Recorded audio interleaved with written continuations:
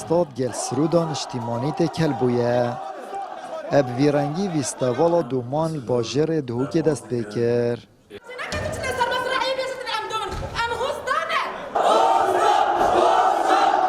اوجناو دوم تورن اود بیجن ام هستاینه. بشکوان جیش در وی هولا ویستاوال و سر جاده دنگ نرازی بونه بلند کر. کشه هر امازن کو ما فکر سروشتی و یاسایی دیش سر مراکن و دیمه شبه که نشرین جان نشا کمالگی بدنش برویه که ام نت رازینه و ما چندین یادداشتنامه جی و کمبوند گل جناب دوانا کرینه دهی زمان حال رهبری راشون بری و هنری گوتی چی یادداشتنامه نهاتیه کو بجیتن بلا ویستاوال بدگارین.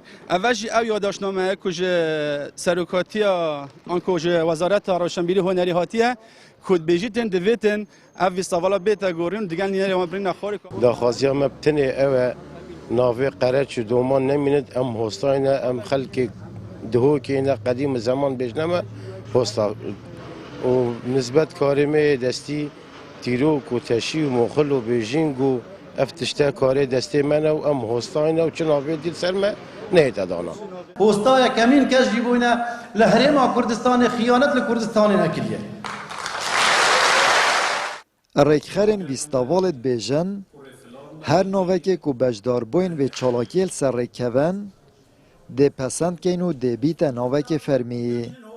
هفدم نینر دومان پارزگاه دوکت بیجید کمالگاه آدار کو تایبت اب دومان و اج دست خرابیا ریکو جاده یانو نبونا خدمتگزاریان نالید.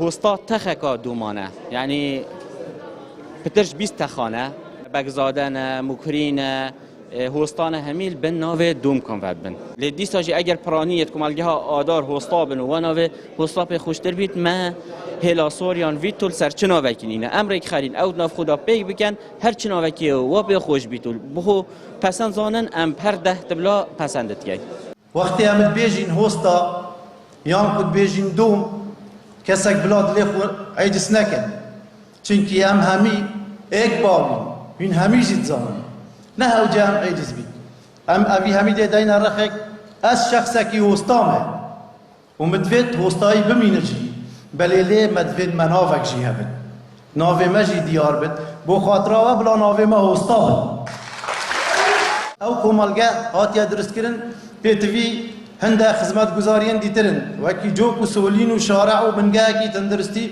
لوی کمالگه بیتا چه کرن السرانسری جهان 12 میلیون دوم هنه. نزدیکی 30,000 دوم جیل هرما کردستانت آکنجینه. کمالگاه آدار کو تایبت اب دومن پارزگاه دهوکه و 600 مالان پکتید.